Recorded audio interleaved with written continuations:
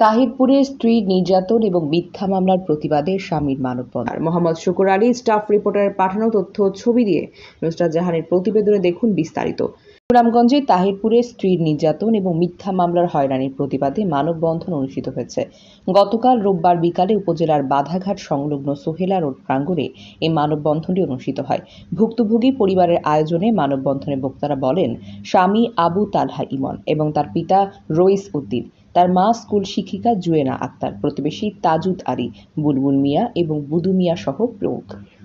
ভুক্তভোগী স্বামী আবু তালহা ইমন মানববন্ধনে বলেন, ২০২২ সালের ৮ আগস্ট ইসলামী শরীয়ত বিধান মতে উপজেলার তাহিরপুর সদর ইউনিয়নের ধুতমা গ্রামের আশরাফ আলীর মেয়ে সালমা আক্তারকে ২ লাখ টাকা দেন এবং মোহরানায় বিয়ে করেন। মোহরানার সব টাকা সঙ্গে সঙ্গে কাবিননামায় পরিশোধ করে নেন তিনি। বিয়ের পর তাদের ঔরসে আদিয়া ইবনাত উষা নামে একটি কন্যা সন্তান জন্মগ্রহণ করেন। সন্তান হওয়ার পর থেকে তার স্ত্রী তার সঙ্গে নানা রকম তালবাহানা এবং মানসিক নির্যাতন শুরু করে।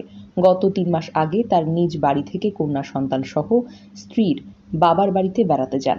বাবার বাড়ি যাওয়ার পর তাকে ফোন দিয়ে তাকে বাড়িতে আনা হয়। তাদের বাড়িতে যাওয়ার পরে তুচ্ছ বিষয় নিয়ে স্ত্রী সহ তার পরিবারের লোকজন তাকে মারপিট এবং নির্যাতন করে।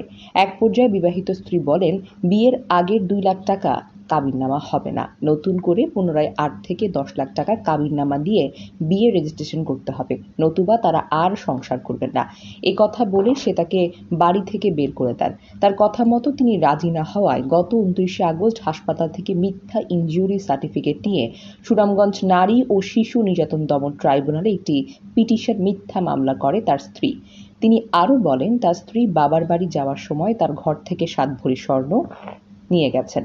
তিনি বলেন, বাচ্চার মুখের দিকে তাকিয়ে সংসার টিকিয়ে রাখার জন্য স্ত্রীর কথা মতো তাদের বাড়িতে নিজ খরচে থাকেন এবং ২ লাখ টাকা স্ত্রীর কাছে জমাও রাখেন। তারপরেও স্ত্রী এবং তার পরিবারের নির্যাতন থেকে তিনি রেহাই পাননি। তিনি হয়রানি, নির্যাতন এবং মিথ্যা বানোয়াট মামলার সঠিক তদন্ত দাবি করেন। ভুক্তভোগী ইমনের মা জুয়েনা আক্তার বলেন, তিনি একজন স্কুল শিক্ষিকা, তাকেও এই মিথ্যা মামলায় ছেলের সঙ্গে আসামি করা হয়েছে। তিনি এই মিথ্যা মামলার তদন্ত এবং অযথা হয়রানি করার বিচার চেয়েছেন।